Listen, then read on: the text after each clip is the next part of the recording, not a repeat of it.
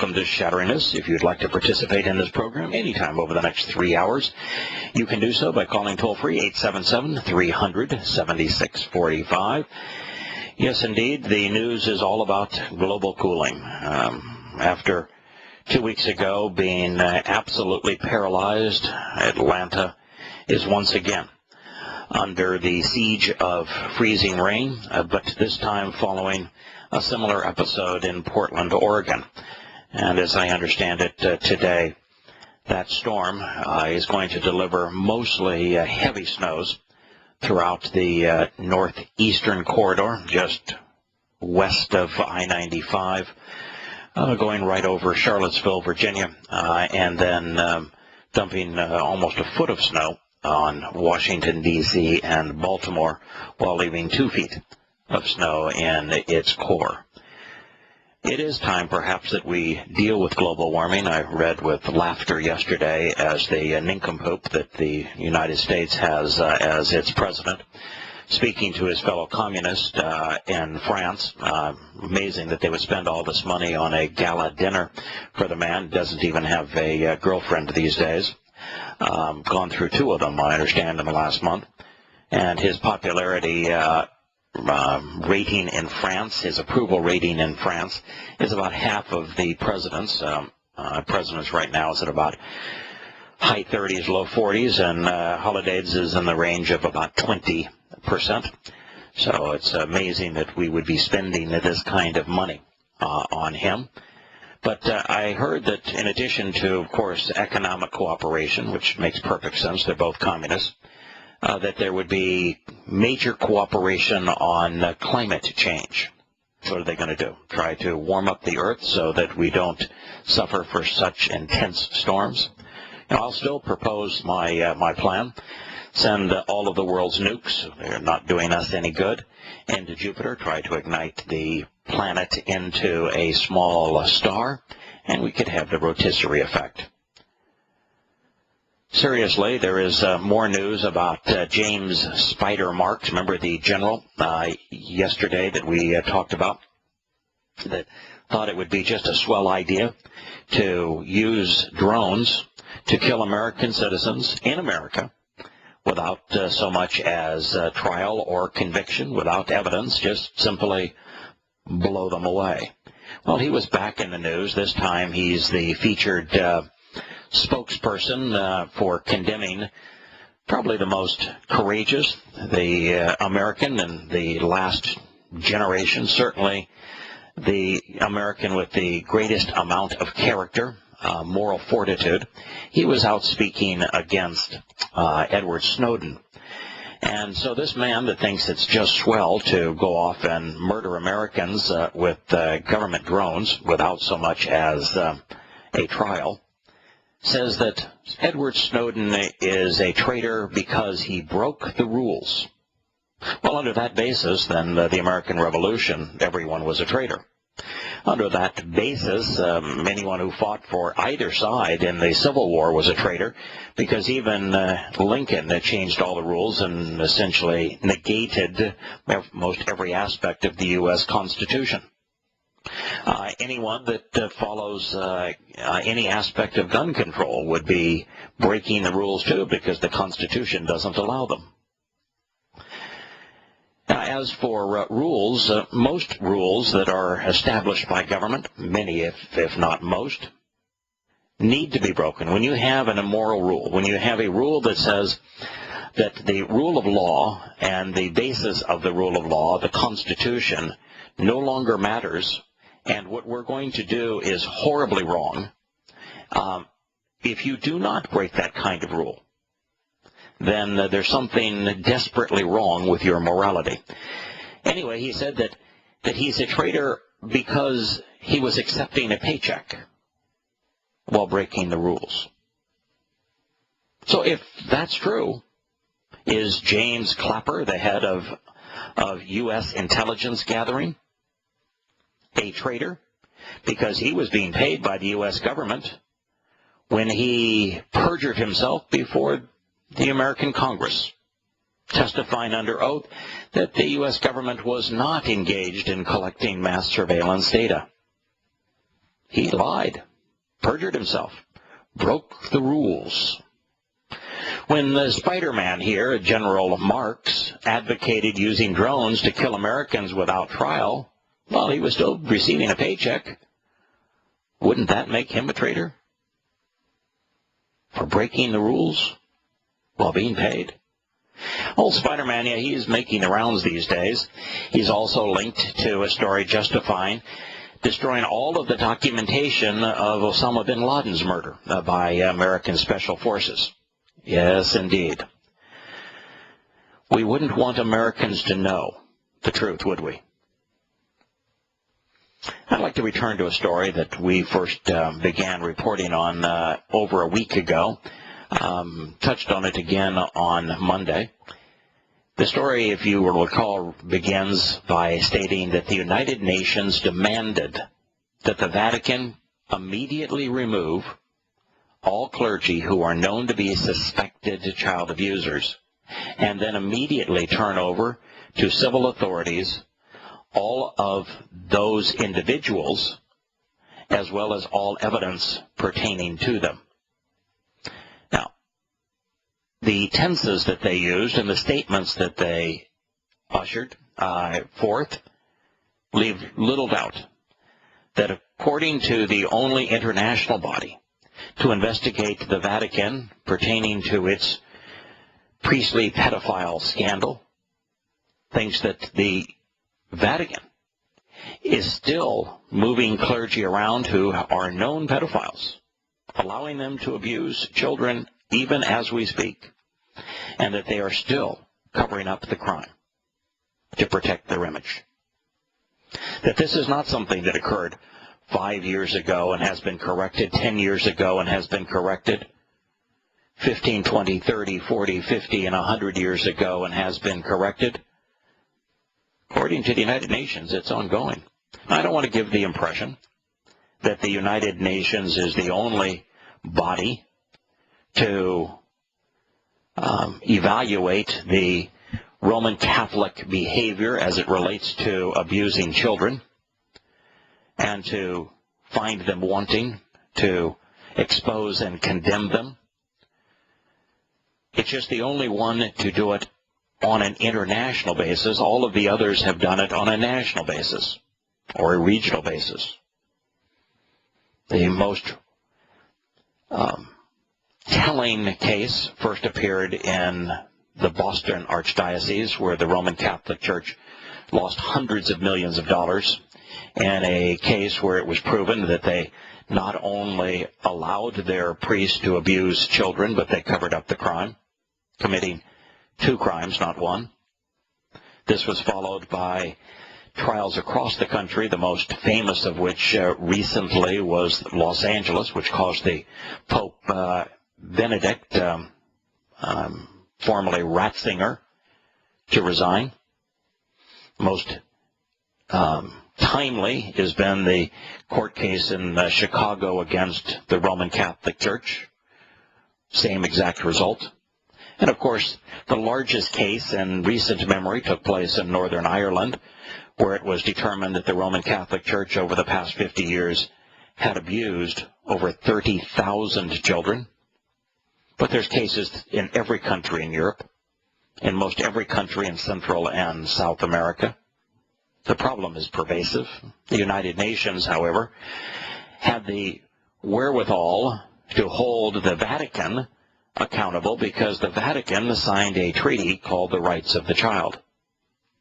The UN watchdog for children's rights denounced the Holy See, which is the name for the Vatican, for adopting policies which allowed priests to sexually abuse thousands of children.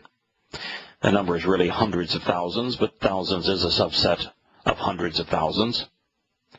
The UN Committee on the Rights of the Child said church officials had imposed a code of silence on clerics to prevent them from reporting attacks to police, and then moved abusers from parish to parish in an attempt to cover up such crimes. That is the only informed and rational decision that can be made. That is what the evidence consistently reveals.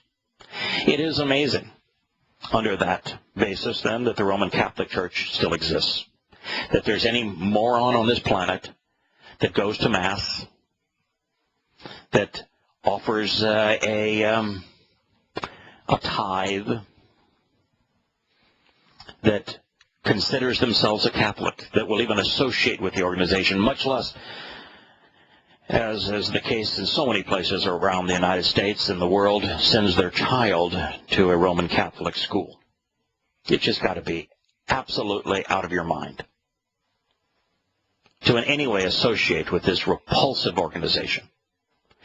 You know, in the United States, Penn State was appropriately exposed and condemned, and yet the perpetrator in the case of Penn State was singular, as opposed with the Roman Catholic Church, thousands of priests from around the world. The perpetrator was no longer affiliated with the university, whereas in the Roman Catholic situation, they're all paid, authorized, approved, ordained by the Roman Catholic Church. In the case of Penn State, they simply ignored some hints, some witness accounts that said, I think you may have a problem with this character. And those who were told that you may have a problem with this character, who didn't confront that problem, who didn't report that as thoroughly to the police as they should have, who didn't engage to protect the children, were all fired, and they were publicly disgraced. 2 of them are under indictment and are being tried for their complicity. In the case of the Roman Catholic Church, there was a deliberate cover-up. Letters, evidence, proof, testimony of parents was all known. An avalanche of evidence. And they deliberately protected the pedophile priests, engaging in horrific abuse of their victims, moving these priests from parish to parish so they could continue their acts of pedophilia, all while covering up the crime to protect their image.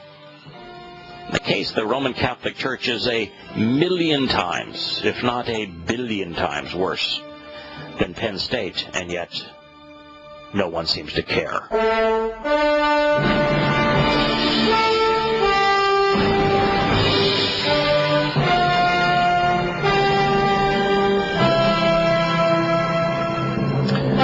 Welcome back to Shattering Myths. I'm Yana. You can engage in this program toll-free, 877-300-7645.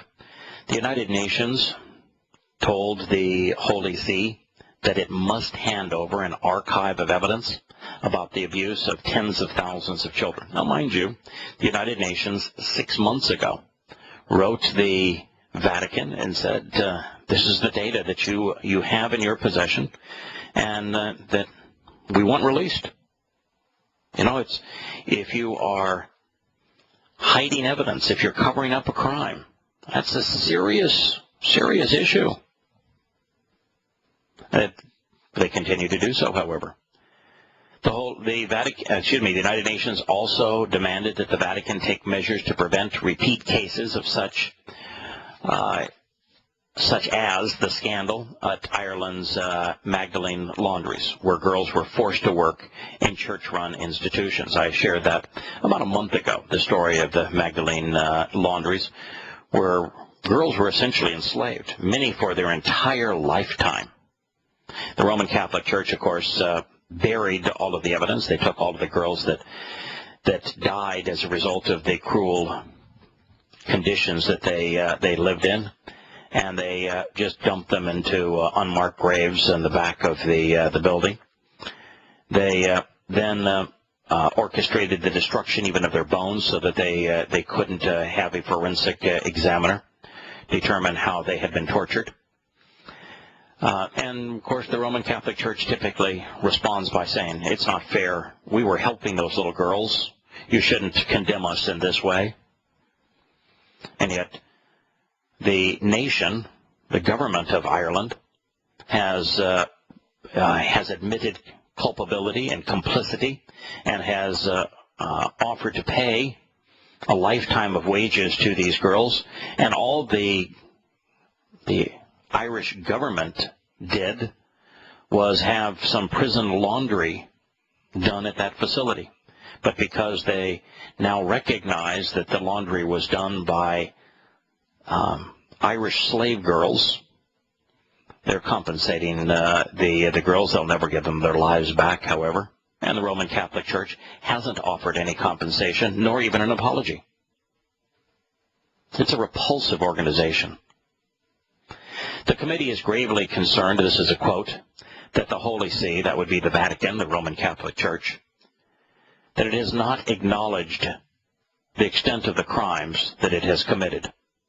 It has not taken necessary steps to address cases of child sexual abuse or to protect children, and has adopted policies and practices which have led to the continuation of the abuse and the impunity of the perpetrators, end quote. And that would be a stunning indictment. I mean, probably the worst possible indictment that a international organization could render after a thorough investigation of the evidence available to it of any organization. And if that was rendered of the U.S. military, you'd be embarrassed. If that was rendered of a business, the country where that business would be headquartered would be embarrassed. If that was rendered of a charity organization, you'd be disgusted. But here's the largest Christian organization in the world claiming that they are God's authorized agents, extraordinarily wealthy. And here the United Nations writes of them, the United Nations is gravely concerned that the Roman Catholic Church has not acknowledged the extent of the crimes that it has committed, that it has not taken the necessary measures to address the cases of child sexual abuse or to protect the children, and that it has adopted policies and practices which have led to the continuation of the abuse and the impunity of the perpetrators. You know, after that kind of a rendering, following a similar judgment in Boston and Chicago and Los Angeles, throughout the United States, and Ireland, Germany, Mexico, throughout the world, most recently Australia, where every judicial system, every investigation and thorough examination of the Roman Catholic Church behavior, regionally and nationally, has led to exactly the same conclusion. This conclusion: why does the Roman Catholic Church even exist under these circumstances? We'll be back in a moment.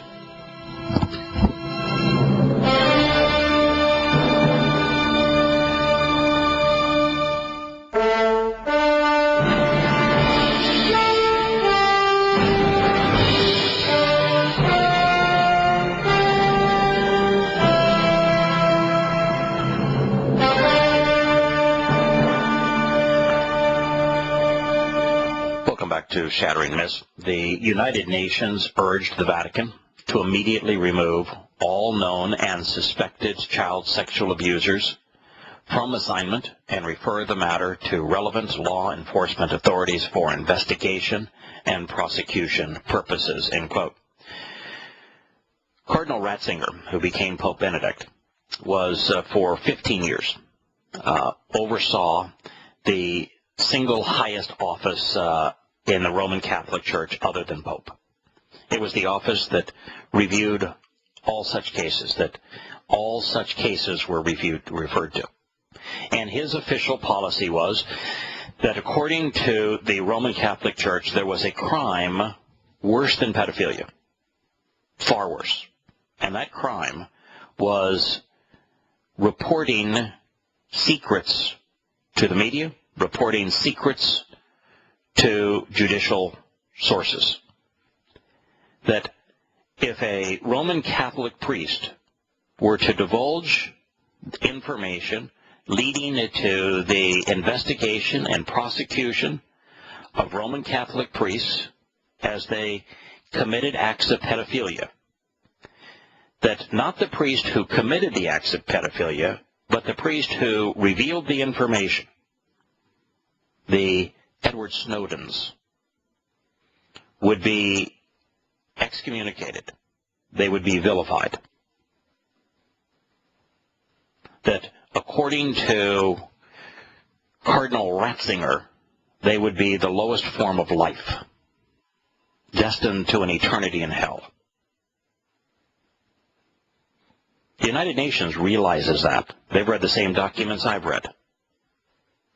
They know that this is a deliberate action on behalf of the Roman Catholic Church, that it's the single worst crime that can be perpetrated. Someone in authority abusing a child sexually.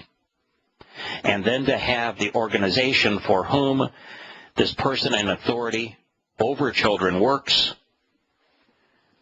to further abuse the victims by silencing them and by rallying around the perpetrator, exonerating them. Nothing you can do. There is nothing in this world you can do worse than that. This United Nations report went on to say, and it's amazing this wasn't reported on any major station. None. Amazing. Now here's one of the world's wealthiest, most influential organizations, one with a huge presence in the United States, and CNN, Fox, ABC, NBC, didn't view this as being worthy to report. The United Nations, in their investigative report, nonetheless said, quote, due to a code of silence imposed on all members of the clergy under penalty of excommunication, cases of child sexual abuse have hardly ever been reported to the law enforcement authorities in the countries where those crimes occurred, end quote. So I told you. They read the same report that I've shared with the listeners on this program. That's exactly what Cardinal Ratzinger demanded. And he became Pope. This is a international body, the United Nations, affirming that the report that I read to you from the Vatican is true. And under those circumstances, the Pope, who is now Pope Emeritus, his predecessor, who is dead, but even dead, his predecessor should be exhumed and forced even over a casket to be tried. Instead, the Roman Catholic Church announces that he's a saint. And Ratzinger should be publicly humiliated, should be indicted and tried. Here's the Italian judicial system. Convicting a girl, Knox, of committing a murder when all of the evidence that they marshaled against her, they made up. Then, when they were scrutinized by the world, said, oh, yeah, you're right. None of it was true. All the evidence that we presented at trial was falsified. She's exonerated. And then moronically says, I think I'm going to try her again. I know there's no evidence, but what the hell, this is fun. And in symbols with Roman Catholicism all over the courts, convicted her this time again without any evidence. And yet they won't bother to indict, try, or convict the greatest criminal in their midst, Pope Benedict, formerly Cardinal Ratzinger. Quote, for the safety of children, we hope that every head of state on the planet reads this and acts upon it, end quote. It's telling the world that the Roman Catholic Church is a disgusting organization, that it's a criminal organization, that it's a sexually perverted organization, and that it is actively involved in the criminal act of covering up their crimes and hindering the investigation of them. This report called for an international investigation of the Magdalene laundries and similar institutions so that those who are responsible can be prosecuted and full compensation paid to the victims and families. It also said priests who had fathered children should be held accountable and made to provide for their upkeep. Quote, "We expect the Holy See and the Pope to follow up on these recommendations, to protect victims and to give them compensation," said Kristen Sandberg, a Norwegian committee member, following the conference's conclusion in Geneva, Switzerland. The Vatican responded by saying that it would examine the report, but it accused its authors of interference. That's just such a despicable organization. If you don't come to despise the Roman Catholic Church, there's something seriously wrong with you. If you are a member of the Roman Catholic Church, I dare say maybe you're hopeless. The Vatican, rather than saying, mea culpa, we're wrong, you caught us. We shouldn't have done it. Here are the priests. Let's prosecute them. Here's the evidence. Have at it. We'll never do this again. We'll compensate the victims. We'll make public apologies. We were wrong. No, they say, we were wronged. This United Nations board, that committee that oversees the rights of the child, to which we signed our pledge, is interfering. Interfering? What? By telling you that you ought not have your priests abuse children? By telling you ought not enable them so they could abuse more children? By telling you ought not cover up the crime? They're interfering? And they accuse its authors rather than accusing themselves. The Vatican diplomat, Archbishop Silvano Tomasi, condemned the report as distorted and unfair, saying it did not take into account changes that the Church has made over the past 10 years to protect children. Obviously, this Archbishop is unfamiliar with the tenses that exist in languages. This committee did not say that their conclusions were that the Church previously had policies, that it previously covered up the crimes, that it previously moved priests around, that it was previously had harbored the pedophiles. It says they're doing it right now. It's ongoing. The fact that you've put some lipstick on this pig doesn't change the fact it's still a pig. We have Glenn having called in from Philadelphia.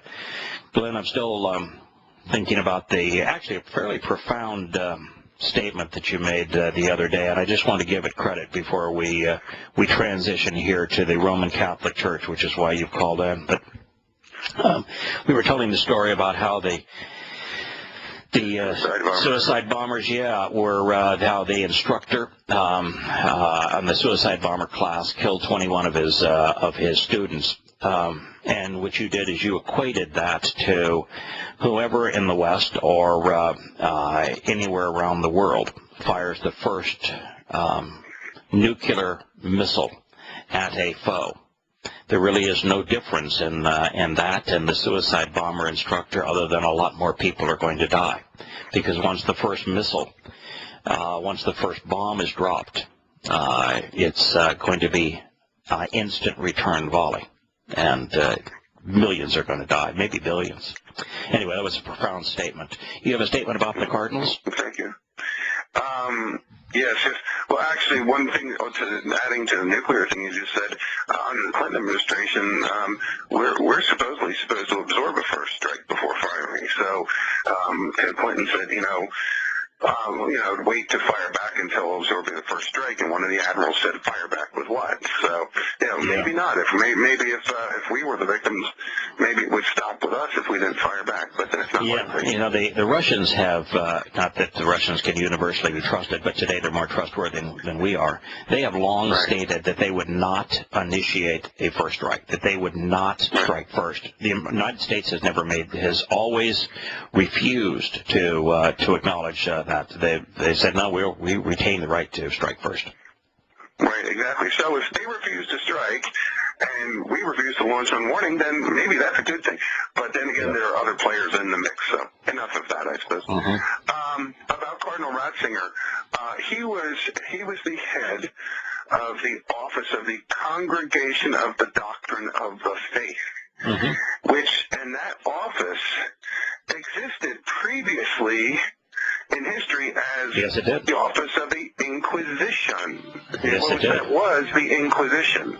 Yes. So it's no great surprise that there would be bad behavior coming out of the office of the Inquisition. Yeah, all they did was change the name, but you're right. For 100 or so years or more, it was the Roman Catholic Office of the Inquisition, and now it's the Doctrine of the Faith. Same exact office, same exact results.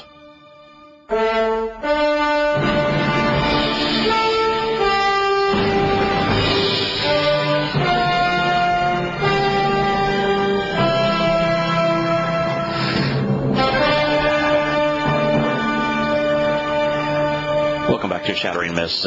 Glenn has correctly brought to our attention that the Doctrine of the Faith, which is the organization that Ratzinger was head of for, it was longer than 10 years and shorter than 20 years, but in the range of 10 to 20 years, and I think closer to 15. It not only became this incredible vacuum of all evidence of claims against its priest, covering up everything to protect the image of the Roman Catholic Church, but it was Ratzinger who authored the internal documents that the United Nations was specifically addressing here. So that document that I read on this program is obviously valid based upon the United Nations references to it. They are as bad as the Inquisition was. The only thing that they don't have going for them today is that back in the day that they were the Inquisition, there was no separation between cleric and king. And so they had absolutely universal control over everyone. And they could use the government to round up those people they didn't like, what they would call their heretics, and then they could torture them in their religious facilities. Today they have to torture little children, and then they have to run from the authorities because they lost their ability to impose their will through this union of cleric and king.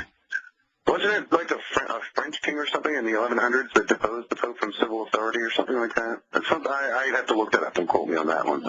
But, the French began the French definitely began the process because the Inquisition was worse in Spain, but you can't really give the French credit here because the French for a long time provided the army on behalf of the Pope and were amongst the worst in terms of integrating Roman Catholic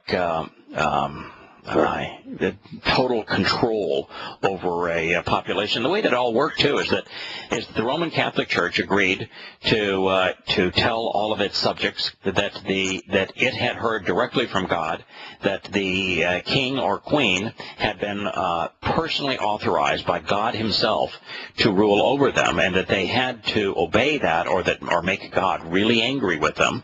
In turn, the cleric who had been authorized by the church in this way told their subjects that that the same God had told them that the only religion that was lawful to partake in was Roman Catholicism, and that if you if you were not a Roman Catholic, that you didn't have a right to live. And that's basically how they created a feudal system, master-slave state that existed for a better part of 1,000 years.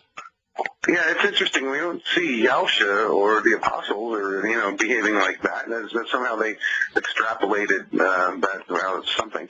But the congregation of the let me finish with your point there. Let me tell you how they went about doing it. Is that they made it a crime punishable by death to have a copy of the Torah, prophets, and Psalms, or even of the Christian New Testament, and that the only legal language that anything could be cited from is Latin, and at that time, apart from the church, no one spoke Latin. So what little they said in church when people were required to attend or die, they were hearing in Latin, and none of them understood Latin, and no one was given the opportunity to read for themselves because it was a criminal offense to have a copy of the Torah, prophets, Psalms, or Christian New Testament in private hands. Right. And much of the public wasn't even literate to begin with, but even in other languages. Yeah, I love it when people write me and say, if it wasn't for the Roman Catholic Church, you wouldn't even have a Bible. And of course, the statement is ludicrous, but they for a better part of 1,000 years made owning one a crime punishable by death. Wow, how about that? The congregation of the Doctrine of Faith, the congregation is referring to like a subset of the Holy See, the cardinals, the congregation of the cardinals who oversee that. And what's odd is, and when someone rises to the rank of cardinal in the Catholic Church, they are included in Burke's peerage as being among the European royalty. That's actually a way of being promoted into European royalty by becoming a cardinal. But that's why they get, by the way, they get their cardinal's ring, and the ring, just like a royal ring, is people bow down and kiss their ring. So, there's still a legacy of that, and of course during the medieval period, the wealthiest people were kings and Roman Catholic clergy. We'll be back. Stay with us, Glenn, after the commercial break.